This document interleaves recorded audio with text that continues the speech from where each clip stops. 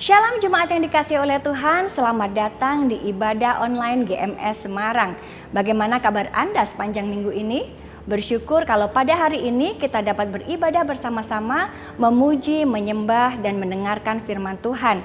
Bapak Ibu Saudara, apabila Anda baru pertama kali bergabung bersama dengan kami ucapkan welcome home. Dan agar kita dapat selalu terhubung, Anda dapat mensubscribe akun YouTube kami GMS Jawa Tengah DIY atau memfollow akun Instagram kami GMS Semarang. Bapak Ibu Saudara, apabila Anda saat ini sedang di dalam pergumulan dan perlu untuk didoakan, atau bagi Anda jemaat yang belum memiliki komunitas rohani, silahkan menghubungi kami di nomor WA 08222300390. Bapak Ibu Saudara, apabila Anda ingin memberikan persembahan, baik itu persembahan perpuluhan maupun persembahan ucapan syukur, Anda bisa memberikannya dengan cara transfer ke nomor rekening yang tertera di layar. Atau Anda bisa melakukannya dengan cara scan QR Code melalui aplikasi dompet digital yang Bapak Ibu miliki. Bapak Ibu Saudara, sebentar kita akan memulai ibadah kita pada hari ini. Mari kita berdoa. Tuhan, di dalam nama Yesus, terima kasih kalau hari ini kami boleh bersama beribadah. Tuhan Yesus, kami minta hadirat-Mu melawat setiap kami, bawa hati kami Tuhan untuk masuk ke dalam hadirat-Mu, dan kami menerima lawatan yang dari Engkau. Terima kasih Tuhan, hanya di dalam nama Yesus kami berdoa. Haleluya, amin. Ini tahun di mana Roh Kudus mau upgrade Anda punya status, fungsinya sebagai mitranya. Tuhan ingin kita bertumbuh bersama-sama. Carilah orang yang available untuk sepakat dalam perkara benar dengan diri Anda. Tuhan akan mengirim kepadamu orang-orang yang tanpa wajah, tanpa nama untuk menguatkan Anda. Jawaban kadang-kadang muncul dari tempat tak terduga. Bangun teamwork aja dengan Roh Kudus dulu, lalu bangun tim-tim dalam kehidupan kita dan dalam takut akan Tuhan. Percayalah, breakthrough, terobosan itu akan terjadi bukan dari pedangmu. Tahun ini mari kita percepat diri. Quick to listen, cepat untuk mendengar, lambat untuk berkata-kata, cepat untuk taat, lambat. Atau bahkan kalau bisa jangan berbuat dosa.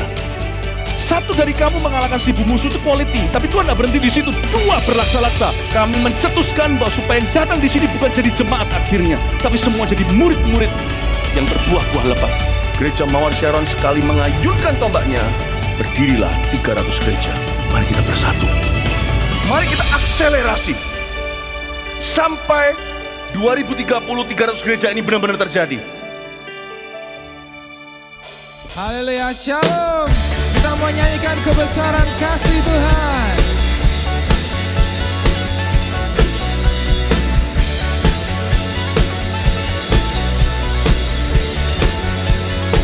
Mari nyatakan. Yang lama telah berlalu, yang baru telah datang. Kasih-Mu beri pengharapan, anugerah-Mu terbesar. Tak perlu lihat ke belakang, langkahkan kaki ke depan. Kasih-Mu beri pengharapan dan kekuatan. Kasih-Mu, kasih-Mu, kasih-Mu Tuhan, kasih yang terbesar. Kasih-Mu, kasih-Mu, kasih-Mu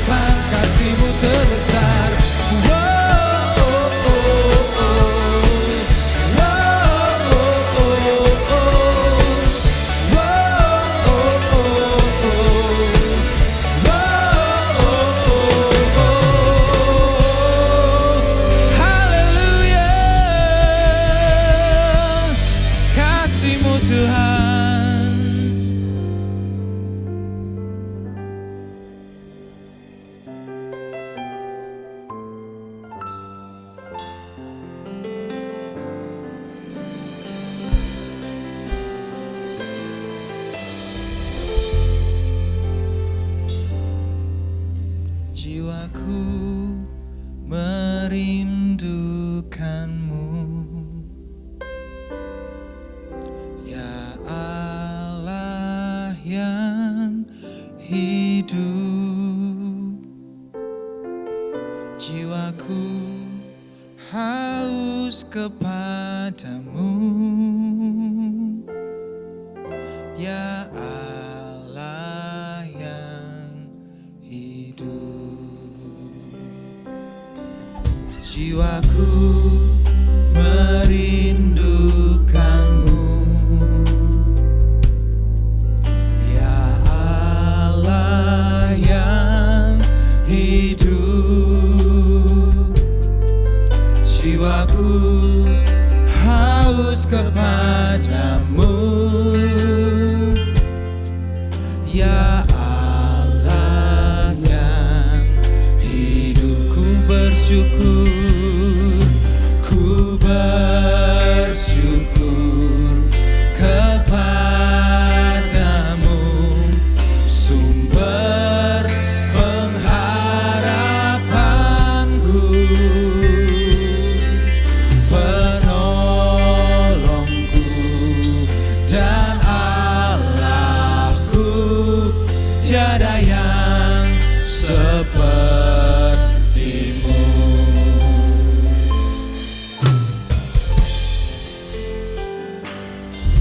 Jiwaku merindukanmu, merindukan Tuhan Allah yang hidup. Jiwaku haus kepadamu, ya Allah yang hidup. Kami bersyukur Tuhan, ku bersyukur kepadamu. Nyatakan pengharapanku, penolongku dan Allahku. Tiada yang seperti. Kami bersyukur. Amin. Kaulah sumber Tuhan, penolongku, penolongku dan Allahku. Tiada yang seperti, tiada yang sepertimu.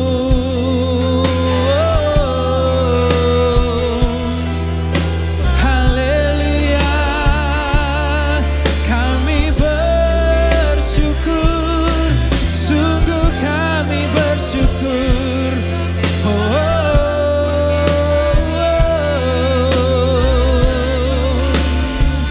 Kau penolongku Tuhan,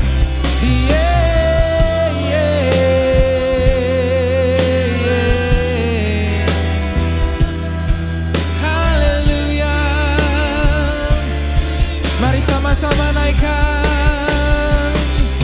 Ku bersyukur kepadamu. Amin. Kau pengharapan Tuhan, dan Allahku. Tiada yang seperti. Kami bersyukur.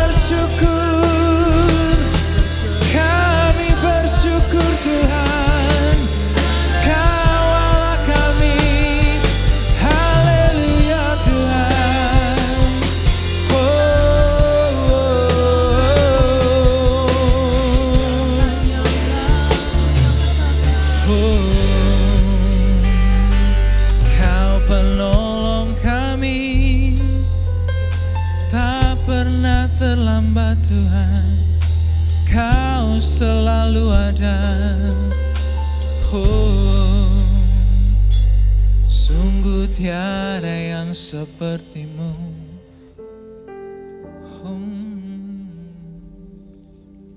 Haleluya.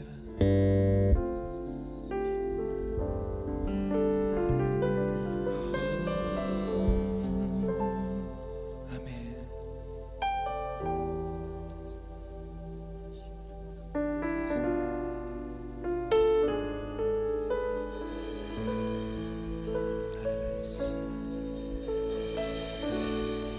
Mari nyatakan. Walau 1000 rebah di sisiku, Kau tetaplah Allah penolongku. Walau 10.000 rebah di kananku, takkan ku goyah, sebab Yesus sertaku. Walau 1000 rebah di sisiku, Kau tetaplah Allah penolongku. Walau 10.000 rebah di kananku, takkan ku goyah, sebab Yesus sertaku. Mari nyatakan. Walau 1000 rebah,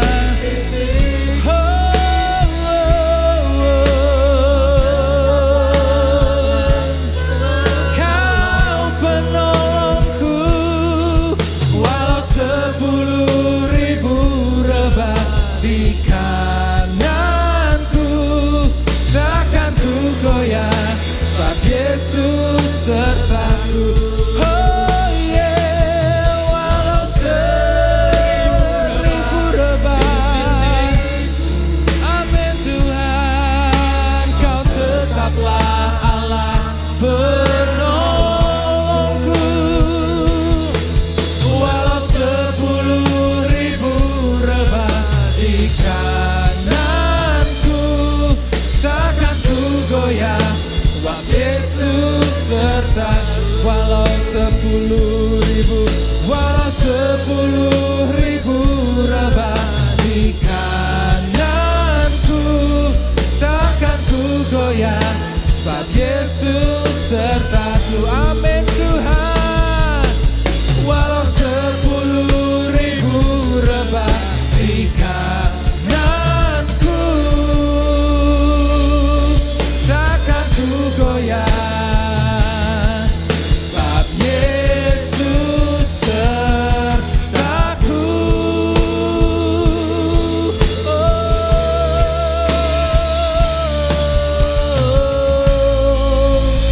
Haleluya Tuhan.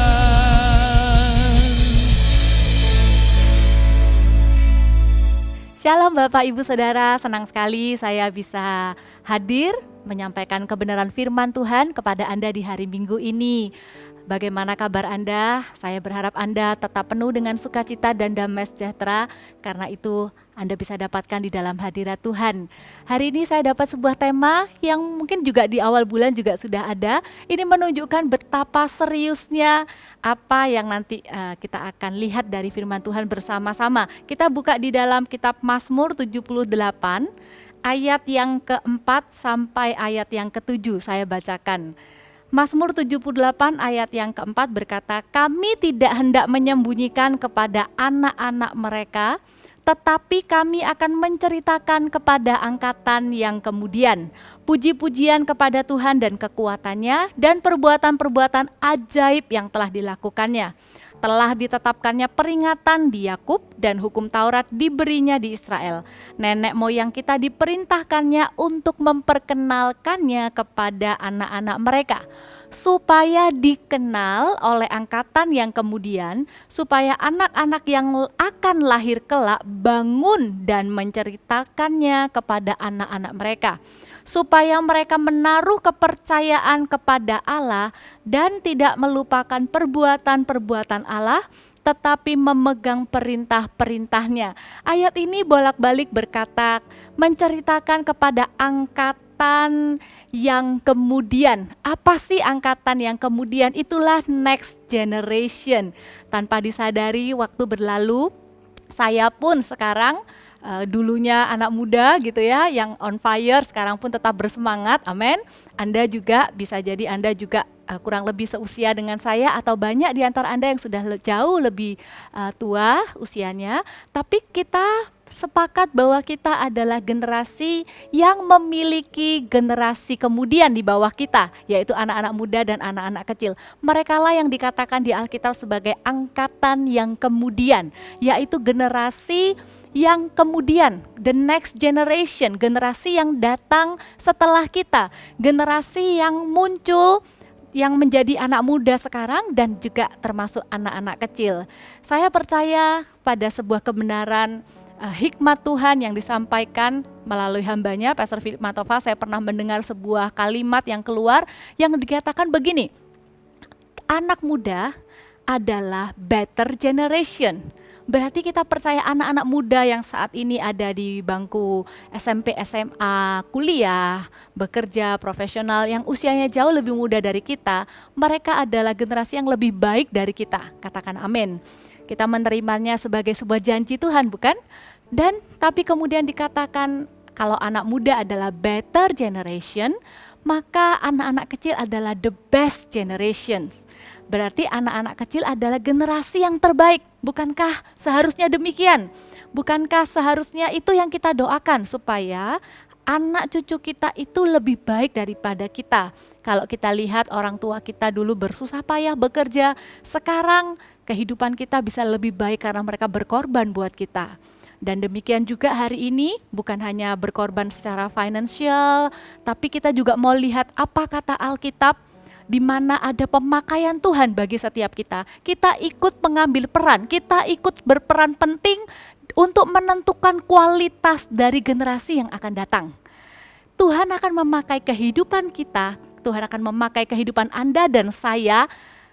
Kalaupun saya hamba Tuhan, Anda adalah Bapak Ibu yang bekerja ataupun ibu rumah tangga, siapapun kita, Tuhan mau memakai setiap kita berdampak bagi generasi selanjutnya. Tidak peduli apakah Anda terlibat langsung dalam pelayanan di gereja atau aktivitas bersama orang muda, ataupun Anda mendukung dalam pelayanan anak, ada sebuah kebenaran yang hari ini saya mau bagikan, bagaimana kehidupan kita bisa berdampak bagi generasi yang akan datang. Kita lihat yang pertama, kita lihat dari sebuah kisah di dalam 2 Raja-Raja 20 ayat yang ketiga. 2 Raja-Raja 20, nanti kalau Anda bisa baca cerita lengkapnya ya, ini sangat menarik, menceritakan generasi antar generasi dari kehidupan Raja Hizkia. Saya akan awali dulu dengan sedikit gambaran. Raja Hizkia ini pernah mendapat firman Tuhan yang mengatakan bahwa hidupnya tidak akan lama, gitu ya. Di ayat ketiga dikatakan, ayat yang ke-1 dikatakan, bagian B, beginilah firman Tuhan, sampaikanlah pesan terakhir kepada keluargamu sebab engkau akan mati, tidak akan sembuh lagi. Kemudian diceritakan bahwa Hizkia memalingkan mukanya ke arah dinding dan berdoa kepada Tuhan. Ayat 3 dikatakan, Tuhan ingatlah kiranya bahwa aku telah hidup di hadapanmu dengan setia dan dengan tulus hati, dan bahwa aku telah melakukan apa yang baik di matamu. Kemudian menangislah Hizkia dengan sangat, Alkitab katakan begitu.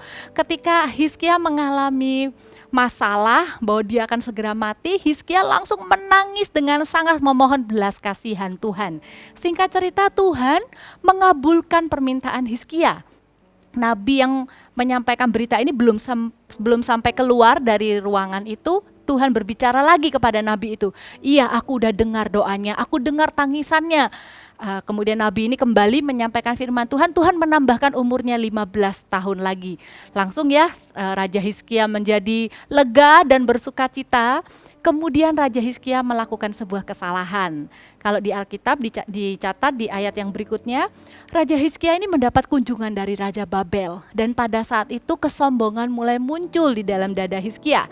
Yaitu Raja Hizkia memamerkan semua isi istananya. Dengan kebanggaan penuh ya, menceritakan semua barang-barang ditunjukkan. Pada saat itu, hal itu adalah hal yang jahat di mata Tuhan. Karena kita tidak perlu pamer kepada orang-orang yang belum percaya gitu ya. Kemudian di kalimat di dalam Alkitab katakan tidak ada barang yang tidak diperlihatkan Hizkia kepada mereka di istananya. Kemudian datanglah nabi menegur lagi kepada Raja Hizkia, kenapa kamu lakukan itu gitu ya. Nah, kemudian di ayat 17 di pasal 20 dari 2 Raja-Raja dikatakan, sesungguhnya suatu masa akan datang bahwa segala yang ada dalam istanamu dan yang disimpan oleh nenek moyangmu ini akan diangkut.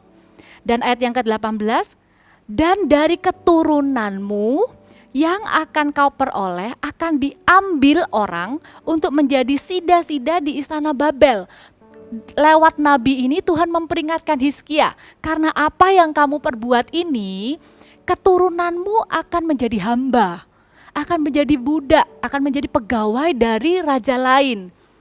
Ini sebuah peringatan Tuhan, tapi lihat, saya cukup kaget dengan respon Raja Hizkia dan saya langsung berdoa, semoga Anda dan saya kita tidak terjebak dalam spirit yang sama. Dikatakan begini di ayat yang ke-19. Hizkia menjawab kepada Yesaya, sungguh baik firman Tuhan yang kau ucapkan itu.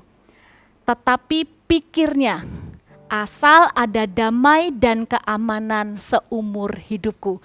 Dari sini kita lihat sebuah kualitas hati yang memikirkan diri sendiri saja. Ketika firman Tuhan datang kepada pribadinya waktu dia sakit dan akan mati, Hizkia menangis dengan amat sangat mohon belas kasihan Tuhan.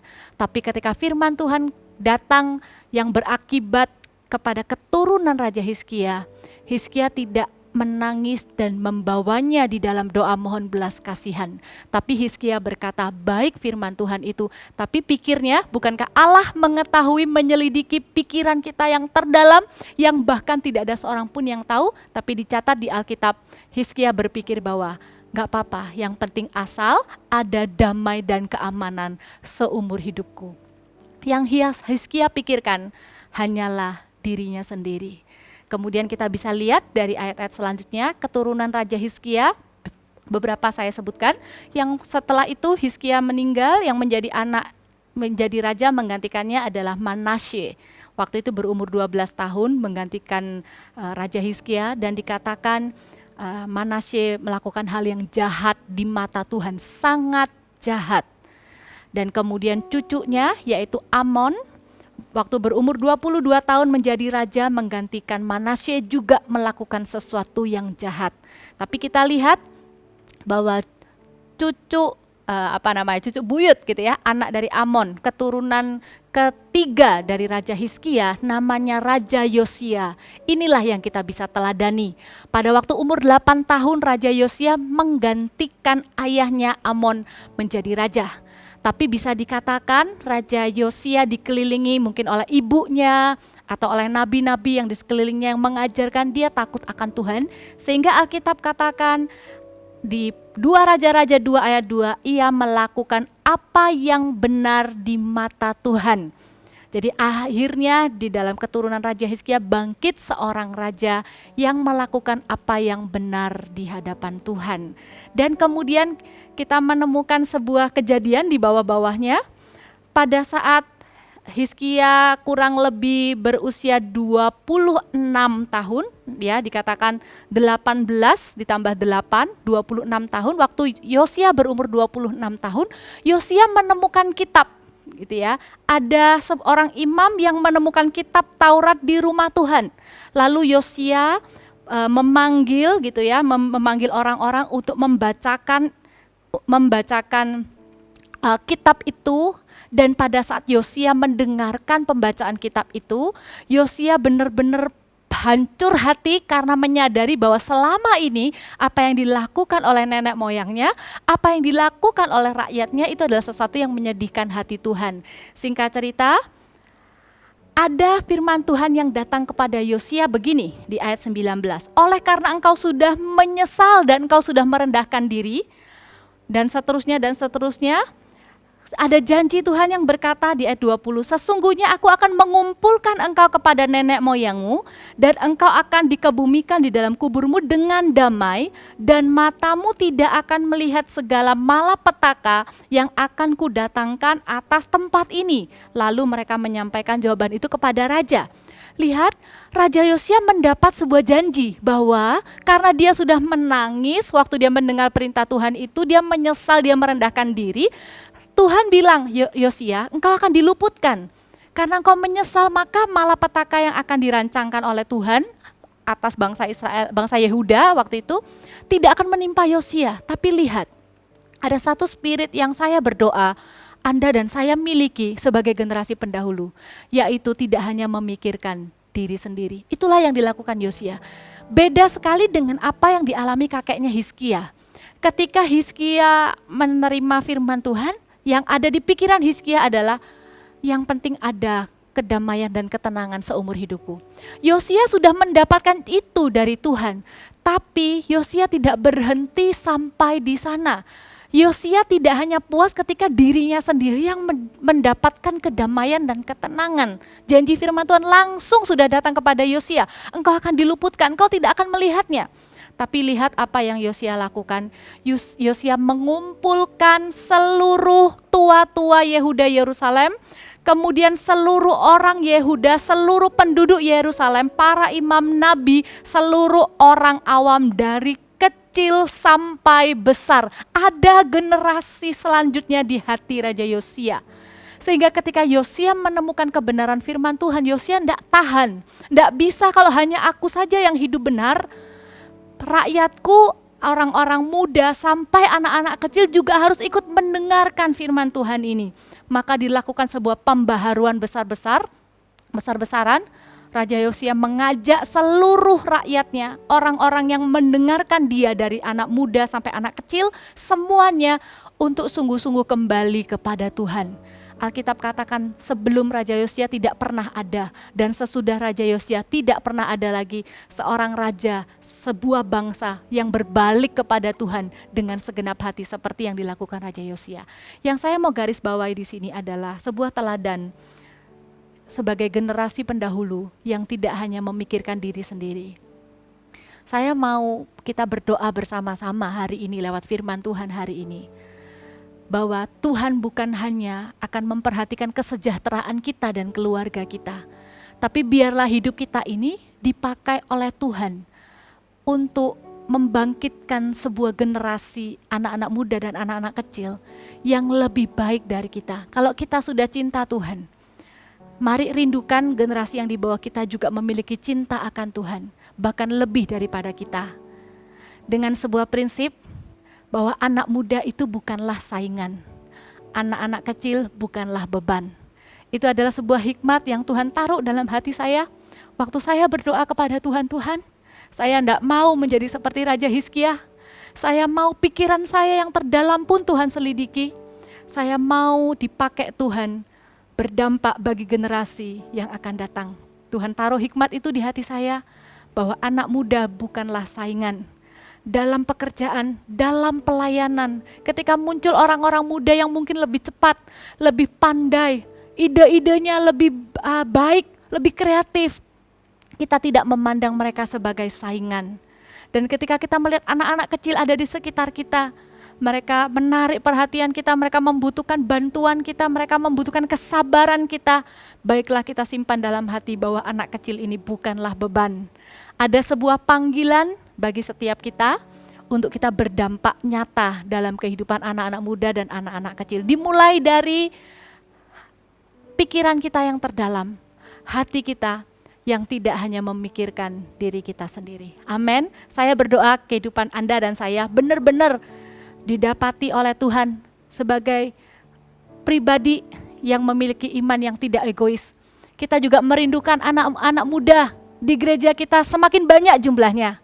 Kita merindukan anak-anak kita sendiri, anak-anak muda juga mengalami pemakaian Tuhan, bahkan lebih dari kita. Kita merindukan anak-anak kecil yang ada di sekitar kita, baik itu yang di gereja, baik itu yang ada di rumah, di sekitar kita juga mengalami Tuhan. Amin. Kemudian yang kedua, kalau yang pertama tadi bagaimana memiliki hidup yang berdampak bagi generasi selanjutnya adalah dengan tidak terjebak hanya memikirkan diri sendiri. Yang kedua adalah memiliki komitmen untuk hidup benar dan dengan sengaja mengajarkannya kepada generasi selanjutnya. Kita lihat itu yang dilakukan oleh Raja Yosia. Di ayat yang ketiga dikatakan, sesudah itu berdirilah raja dekat tiang dan diadakannya lah perjanjian di hadapan Tuhan untuk hidup dengan mengikuti Tuhan dan tetap menuruti perintah-perintahnya, peraturan-peraturannya dan ketetapan-ketetapannya dengan segenap hati dan dengan segenap jiwa dan untuk menepati perkataan perjanjian yang tertulis dalam kitab itu, dan seluruh rakyat turut mendukung perjanjian itu. Yosia memperjuangkan supaya apa yang menjadi perintah Tuhan ia lakukan terlebih dahulu, kemudian ia ajarkan juga kepada setiap orang yang ia pimpin. Bukankah demikian juga dalam kehidupan kita orang percaya? Menjadi tugas dan tanggung jawab kita untuk memperjuangkan sebuah kehidupan yang benar di hadapan Tuhan apapun harganya. Waktu kita melakukannya, kita tidak hanya melakukannya bagi diri kita sendiri, supaya kita diberkati Tuhan, supaya kita disertai Tuhan. Tapi ingatlah pada saat kita berjuang melakukan apa yang benar, itu juga adalah supaya kita bisa mewariskannya dan mengajarkannya, baik lewat kata-kata ataupun lewat perbuatan kita kepada generasi di bawah kita. Bukankah ada anak-anak muda yang melihat kita hari ini? Bukankah ada anak-anak kecil di rumah yang melihat apa yang kita lakukan dalam kehidupan sehari-hari? Saya teringat di kitab Ulangan,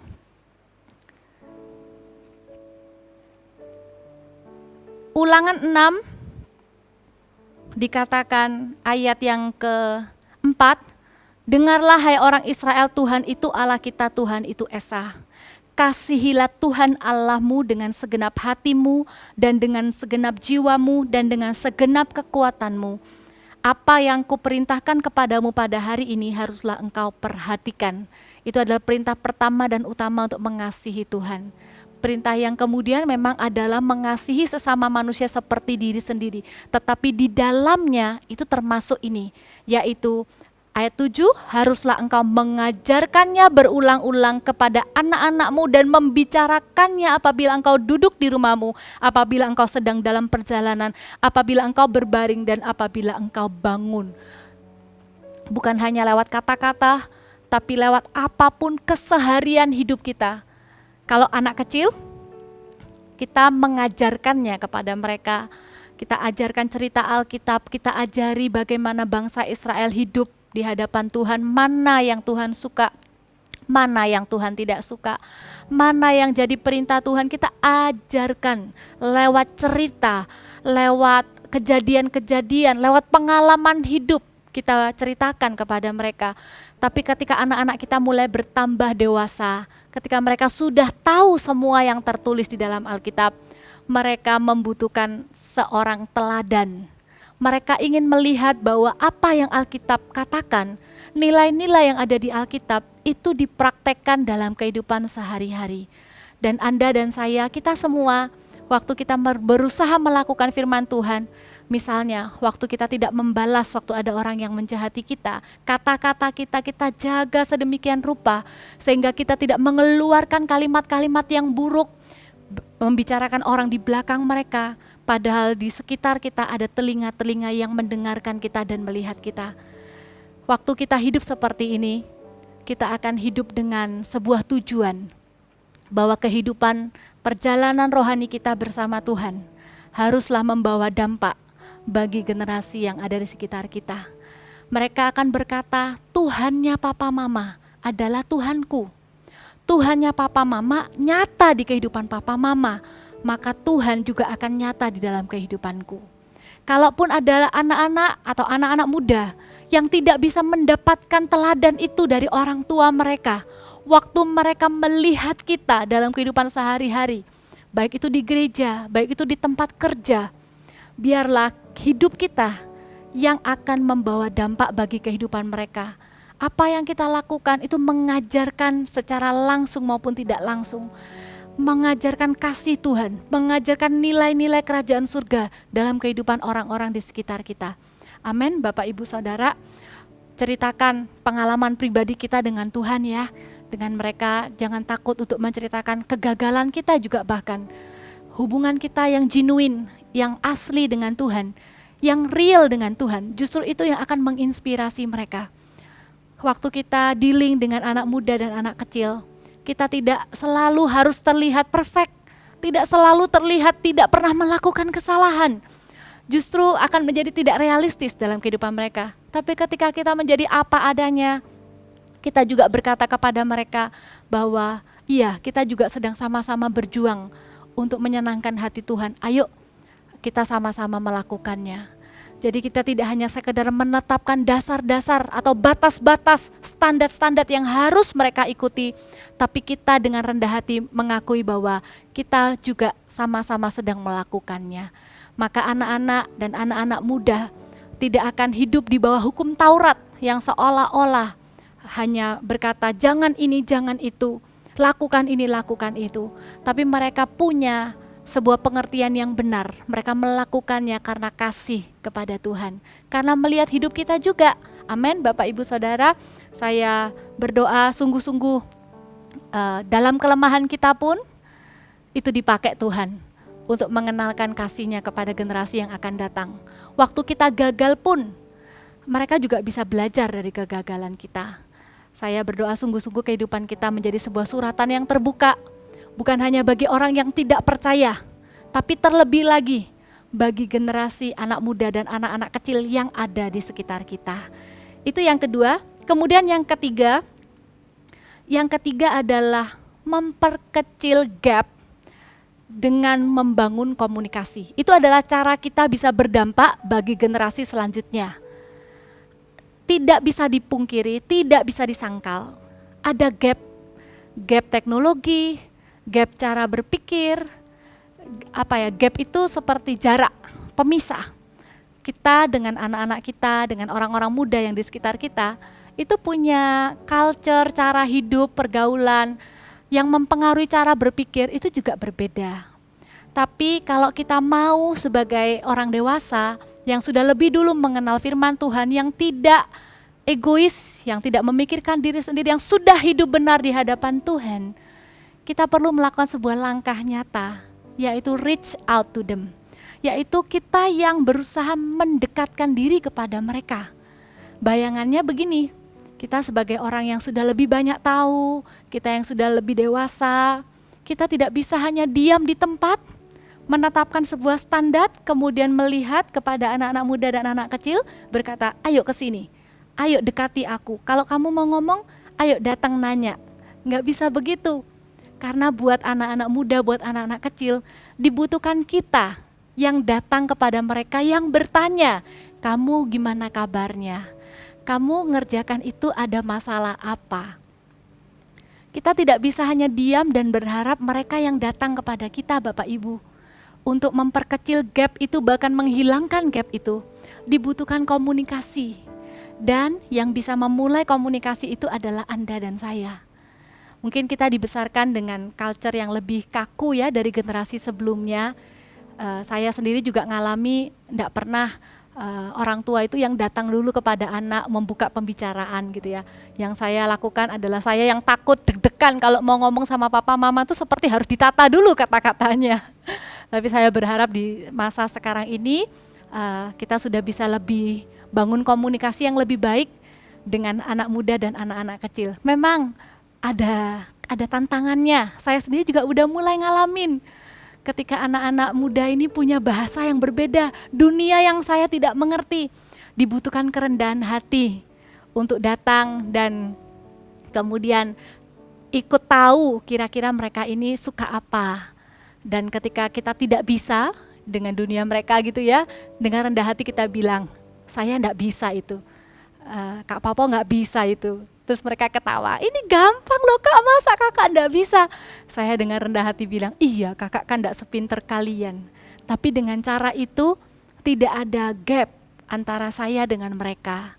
Berulang kali, kadang ya ada sebuah arogansi, sebuah pride di dalam hati ini yang seolah-olah berkata, loh ya kamu yang harus datang sama aku, kan aku pemimpinmu, kan aku orang tuamu, kan aku yang lebih punya wibawa, masa aku yang datang sama kamu nanya. Ya Bapak Ibu, untuk kita bisa menjangkau membawa dampak bagi generasi, inilah kebenarannya, kita yang datang kepada mereka, kita yang menyesuaikan diri dengan mereka, karena kita yang lebih tahu. Kita yang sudah pernah melalui apa yang mereka lalui. Benar ya, kita yang sudah pernah muda, kita yang sudah pernah kecil. Dan dalam membangun komunikasi ini, saya belajar dari seorang tokoh di dalam Alkitab, yaitu Daud. Daud, walaupun kita tahu banyak sekali kesalahannya juga, tapi Daud ada sebuah percakapan yang berkualitas dengan Salomo yang diizinkan untuk ada di Alkitab supaya kita tahu. Ada di 1 Tawarikh 28. Ayat yang ke-9 dikatakan, dan engkau anakku Salomo, kenallah Allahnya ayahmu, dan beribadahlah kepadanya dengan tulus ikhlas dan dengan rela hati, sebab Tuhan menyelidiki segala hati dan mengerti segala niat dan cita-cita. Jika engkau mencari dia, maka ia berkenan ditemui olehmu, dan jika engkau meninggalkan dia, maka ia akan membuang engkau untuk selamanya. Camkanlah sekarang, sebab Tuhan telah memilih engkau untuk mendirikan sebuah rumah menjadi tempat kudus. Kuatkanlah hatimu dan lakukanlah itu. Kalau kita baca dengan pelan sambil kita merenungkan betapa indahnya ketika ada sosok generasi pendahulu, baik itu orang tua kandung, baik itu pemimpin rohani, baik itu pemimpin di tempat kerja, yang bisa mempercayai kita, yang bisa memberikan sebuah nasihat yang sangat penting, yang membawa kita lebih dekat dengan Tuhan. Itu yang Daud lakukan kepada Salomo. Bahkan ketika Daud tahu Salomo ini orangnya masih muda dan tidak berpengalaman, Daud tidak hanya mengatakan kelemahannya saja seolah-olah sebagai sebuah penghakiman, tapi Daud memberikan support. Nanti kalau bisa Anda baca ya, Daud mengumpulkan dengan sekuat tenaga semua yang dibutuhkan untuk Salomo supaya Salomo ini bisa membangun bait Allah. What a big heart. What a man with a big heart. Betapa Daud adalah seorang yang besar hati. Dia ingin melihat anaknya jauh lebih berhasil daripada dia. Daud ingin melihat bahwa ada pemakaian Tuhan juga di hidup anaknya yang lebih dari dia. Jadi setiap nilai-nilai yang dibagikan disampaikan dengan komunikasi yang penuh dengan kasih, tanpa penghakiman dan penuh dengan penerimaan dan kepercayaan. Kalau saya flashback ya, sebagai saya pernah menjadi anak muda dan anak kecil, sebenarnya kebutuhan mereka itu apa? Kebutuhan generasi selanjutnya itu adalah kasih dan penerimaan tanpa syarat. Kita tidak harus menjadi seseorang yang lain, kita bisa menjadi diri sendiri dan kita dikasihi apa adanya. Apa yang menjadi kebutuhan mereka adalah dukungan, bahkan ketika mereka gagal. Ketika ada orang yang terus mempercayai mereka sekalipun kita pernah buat salah, kemudian ada orang yang berkata, enggak apa-apa, coba lagi, kamu pasti bisa. Aku enggak akan biarkan kamu sendirian, aku dampingin kamu. Itu akan memberikan sebuah damai sejahtera, kepercayaan. Itulah yang anak-anak kecil kita dan anak-anak muda kita butuhkan dari kita. Apa yang mereka butuhkan juga adalah understanding, sebuah konsep, sebuah pengertian. Waktu Salomo berdoa kepada Tuhan, yang Salomo minta adalah hikmat dan pengertian. Mari kita doakan itu juga untuk anak-anak kita, orang-orang yang kita pimpin generasi yang selanjutnya, supaya mereka punya hikmat dan pengertian. Dengan cara kita juga mengajarkannya kepada mereka. Kita tidak semerta-merta hanya menyampaikan peraturan-peraturan, tapi kita juga mau memahami mereka. Kita mau mengerti di posisi mereka sehingga kita bisa menjelaskan dengan baik apa yang menjadi hal-hal yang benar dan baik yang kita ajarkan. Saya ambil contoh Kalau kita dealing dengan anak muda sekarang ataupun dengan anak kecil yang tidak bisa lepas dari gadget. Kalau cara paling gampang, kita tinggal marah, kemudian berkata, itu jangan jadi seperti berhala di hidupmu. Kamu harus utamakan Tuhan, gitu ya. Tapi kalau kita mau lebih dalam memahami kebutuhan anak-anak, kita bisa mengerti. Ternyata anak-anak ini kenapa ya kok begitu attract, kenapa begitu terikat dengan gadget. Saya menemukan dua hal. Yang pertama adalah karena mereka bosan. Karena mereka tidak tahu apa yang harus mereka lakukan. Jadi kalau kita menemukan ada anak-anak muda di sekitar kita atau anak-anak kita yang terlalu terikat dengan gadget, kita bisa berdoa minta hikmat sama Tuhan, ngobrol dengan anak-anak ini untuk mencarikan mereka kegiatan alternatif yang bisa membuat mereka menemukan aktualisasi diri.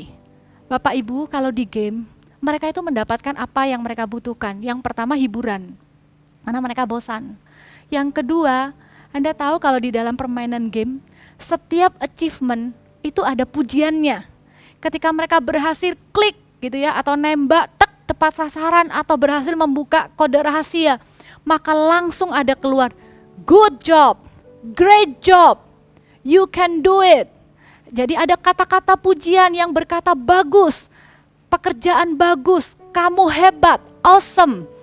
Itu kalau itu tidak mereka dapatkan dari luar, di dalam kehidupan nyata, dan mereka dapatkan itu di dunia online, maka tidak heran mereka akan terikat ke arah sana. Bagian kita sebagai orang dewasa yang mengerti tentang hal ini, kita yang akan melakukannya juga dalam kehidupan sehari-hari. Kita memuji achievement yang anak-anak kita dapatkan, PR yang berhasil dia kerjakan. Jangan takut untuk mereka jadi sombong waktu kita kebanyakan memuji, karena itu yang mereka butuhkan. Mereka butuh dukungan, mereka butuh orang yang mempercayai mereka butuh orang yang mengafirmasi bahwa apa yang mereka kerjakan itu bagus. Kalau mereka tidak dapatkan itu dari kita, mereka akan cari itu di tempat lain, melalui dunia online, game, ataupun media sosial. Ada yang nge-like, ada yang komen ketika mereka nge-post sesuatu, bahkan termasuk ketika mereka melakukan sesuatu yang tidak benar sekalipun. Kalau mau ditelusuri sebenarnya yang mereka inginkan hanyalah perhatian dan kasih sayang dari kita. Saya berdoa kita mau mulai break the wall. Anda sendiri yang akan mempraktekkan firman hari ini dalam kehidupan Anda. Dibutuhkan kerendahan hati dan sebuah niat untuk kita itu bisa memulai mengambil langkah awal, mencairkan kekakuan yang ada di dalam hubungan, mungkin orang tua dengan anak, kita dengan keponakan, kita dengan orang yang kita pimpin. Kalau mulai ada kekakuan, mulai ada jarak, mulai ada komunikasi yang sudah tidak lancar, ini waktunya kita mengambil langkah awal untuk memperbaiki. Karena firman Tuhan hari ini sudah memperlengkapi kita bahwa kita bisa dipakai Tuhan membawa dampak bagi generasi selanjutnya. Amin. Kita latih, memang awalnya akan terasa kaku, akan terasa awkward, tapi kalau kita teruskan dengan niat hati yang benar, Tuhan menyertai kita. Saya dapat sebuah janji Tuhan bahwa anak-anak ini akan menjadi partner kita di kemudian hari. Apa yang kita kerjakan ini tidak akan selesai. Mereka yang akan melanjutkannya bahkan jauh lebih hebat daripada kita, jauh lebih cepat dengan influence yang jauh lebih besar. Untuk itulah terus siapkan hati untuk tidak selalu memikirkan diri sendiri. Anak muda bukanlah saingan, anak kecil bukanlah beban. Kita mengejar hidup benar supaya kita bisa menginspirasi mereka, bisa menjadi sebuah teladan bagaimana menjadi anak Tuhan yang benar. Dan kita juga menjadi generasi yang tidak canggung untuk mendekatkan diri kepada mereka, membangun komunikasi dengan mereka. Saya dapat janji Tuhan waktu mempersiapkan conference 2 tahun yang lalu, waktu saya berdoa agar dari generasi ke generasi itu tidak putus ya. Kalau di kitab Hakim-Hakim ada sebuah kejadian, bangsa yang hidup setelah Yosua itu benar-benar jadi bangsa yang tidak mengenal Tuhan. Ada sebuah generasi yang hilang. Kita tidak mau bahwa generasi di bawah kita itu terhilang. Waktu kita berdoa supaya Tuhan, setiap generasi akan mengalami kebangunan rohani.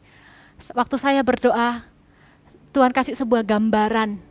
Ada luka yang besar yang menganga, luka yang begitu segar sehingga saya bisa lihat darahnya. Saya sempat agak ngeri gitu ya, lihat seperti luka itu. Tapi kemudian seperti ada tangan yang tidak kelihatan yang mengoperasi luka itu sehingga menutup dengan sempurna tanpa bekas, seolah-olah tidak pernah ada luka itu.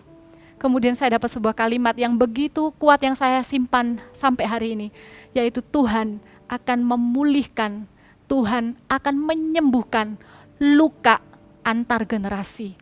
Saya percaya akan hal itu. Justru ketika generasi orang tua, anak muda dan anak kecil bisa berkolaborasi, maka sungguh-sungguh apa yang dikatakan di mana ada unity, di situ ada percepatan. Maka ketika generasi ini bersatu bisa saling melengkapi, apa yang menjadi kelemahan dari generasi yang lebih lama bisa ditutupi dengan generasi lebih muda. Apa yang menjadi kelemahan dari generasi muda ini bukan kita hakimi, tapi kita bisa cover dengan apa yang menjadi kekuatan kita.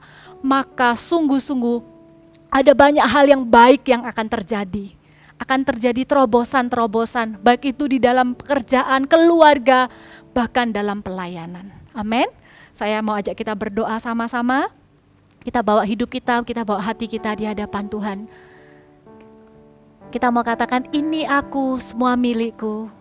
Ini aku, semua milikku.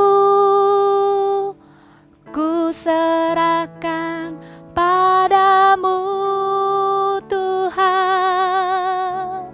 Penyesalan dan kebanggaan, suka dan duka, semua ku serahkan.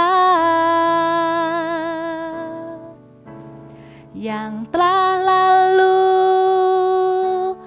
dan yang datang, hasrat dan harapan yang terbayang,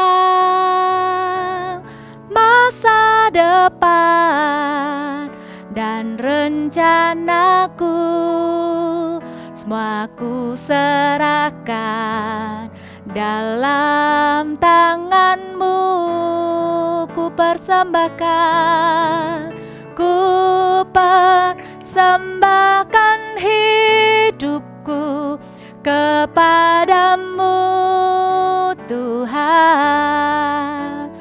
Untuk kemuliaan-Mu ku berikan hidup ini sebagai persembahan yang berkenan padamu.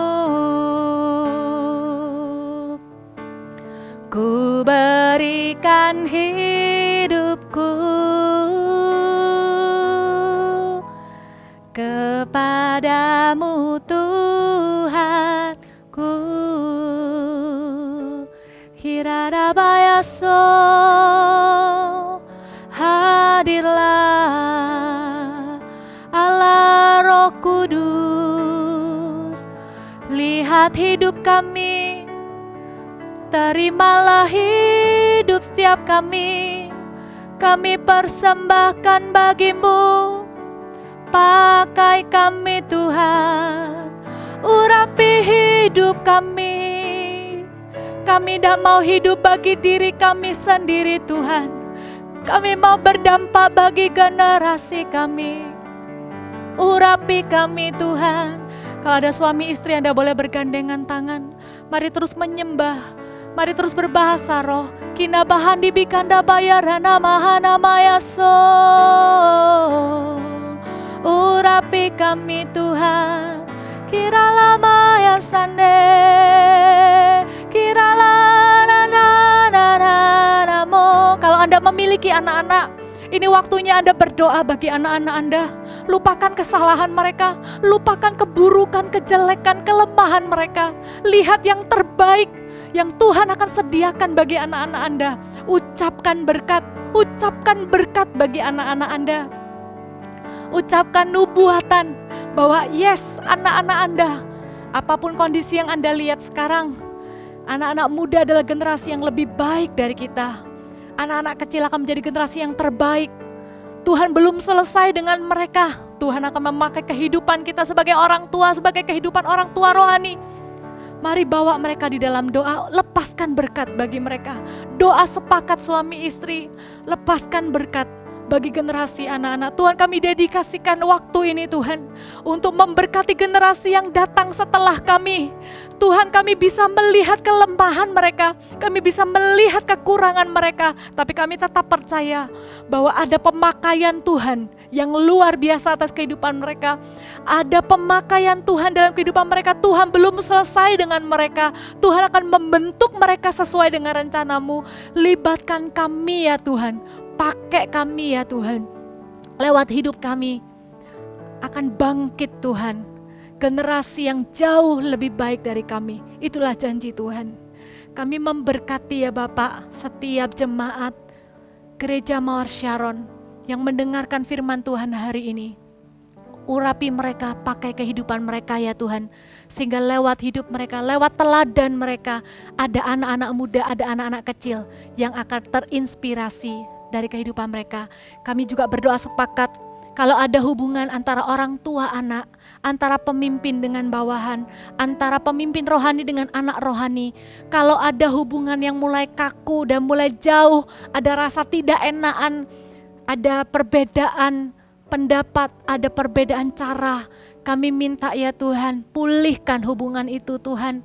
Kalau ada orang tua dengan anak pra-remaja, anak-anak remaja yang mulai renggang, padahal waktu kecil begitu akrab, biarkan di masa-masa ini ya Tuhan, kami yang akan reach out to them, kami yang akan berusaha menjangkau mereka, berusaha membangun komunikasi dengan mereka. Bantu setiap kami ya Tuhan, beri kami hikmat dalam berkata-kata.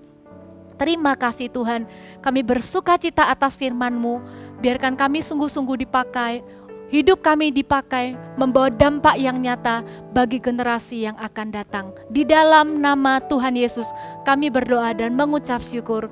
Haleluya. Amin. God bless you. Puji Tuhan, saya percaya semua kita diberkati, diinspirasi lewat firman Tuhan yang baru saja kita dengar. Dan setelah kita mendengar, tentu saja kita perlu melakukannya dalam kehidupan kita setiap hari. Dan pada kesempatan ini adalah waktu yang terbaik bagi Bapak Ibu Saudara yang belum pernah menerima Tuhan Yesus sebagai Tuhan dan Juru Selamat. Anda perlu menerimanya supaya kita memasuki kehidupan yang baru di dalam anugerah Tuhan. Oleh karena itu bagi Anda yang mau menerima Dia sebagai Tuhan dan Juru Selamat pribadi, ikuti doa yang sederhana dengan segenap hati. Katakan, Tuhan Yesus, hari ini saya menyadari saya adalah manusia yang berdosa. Ampuni, sucikan, kuduskan hidupku dengan darah-Mu yang kudus. Pada hari ini dengan mulut aku mengaku, dengan hati aku percaya bahwa Engkau adalah Tuhan dan Juru Selamat atas hidupku. Pada hari ini aku menerima Engkau sebagai Tuhan dan Juru Selamat atas hidupku. Jadilah Tuhan, jadilah Raja dalam hidupku dari hari ini sampai selama-lamanya. Aku percaya mulai hari ini namaku tertulis di dalam kitab kehidupan. Katakan, di dalam nama Tuhan Yesus. Haleluya. Amin. Selamat Bapak Ibu Saudara yang baru saja mengikuti doa tadi. Anda sedang memasuki kehidupan yang baru. Dan izinkan kami Gereja Mawar Sharon menjadi keluarga rohani. Anda butuh komunitas untuk dimuridkan, diajar, supaya terus bertumbuh di dalam iman. Dan kita bisa melayani bersama-sama. Oleh karena itu Anda bisa klik link video di atas ini, link video Welcome Home, supaya Anda bisa dituntun, dimuridkan, dan kita bertumbuh bersama-sama di dalam Tuhan. Haleluya. Kita akan akhiri ibadah kita dengan berdoa bersama-sama. Mari satukan hati kita di dalam berdoa sekali lagi. Tuhan Yesus, terima kasih buat anugerah dan kebaikan-Mu. Terima kasih buat firman-Mu. Terima kasih buat anugerah-Mu. Tuntun kami ya Tuhan, berjalan dalam kehendak dan rencana Tuhan. Dan kami ya Tuhan, siap menerima berkat yang datang daripada Tuhan. Dan hamba-Mu sebagai hamba Tuhan berdoa, kiranya setiap umat-Mu ya Tuhan menjadi garam dan terang dimanapun kami berada. Membawa orang-orang yang belum kenal Tuhan, atau orang Kristen yang tak sungguh-sungguh hidupnya, datang kepada Tuhan lewat kehidupan kami sebagai umat Tuhan. Dan perhatikanlah kedua tangan-Mu itu, Tuhan pegang dengan tangan kanan yang membawa kemenangan. Sehingga apapun juga yang kau kerjakan dengan kedua tanganmu dalam ketaatanmu kepada Dia, Tuhan akan buat segala sesuatunya berhasil. Padang langit di atasmu biarkan menjadi sorga terbuka. Tanah di bawahmu akan menjadi tanah yang subur. Karena kasih anugerah Tuhan menyertai kehidupanmu. Dan biar mulai dari hari ini kasih anugerah dari Allah Bapa, kasih setia dari Tuhan Yesus Kristus, dalam persekutuan pengurapan Roh-Nya yang kudus, menyertai kita dari hari ini sampai selama-lamanya. Di dalam nama Tuhan Yesus yang diberkati Tuhan, katakan bersama-sama haleluya. Amin. Tuhan Yesus memberkati. Haleluya.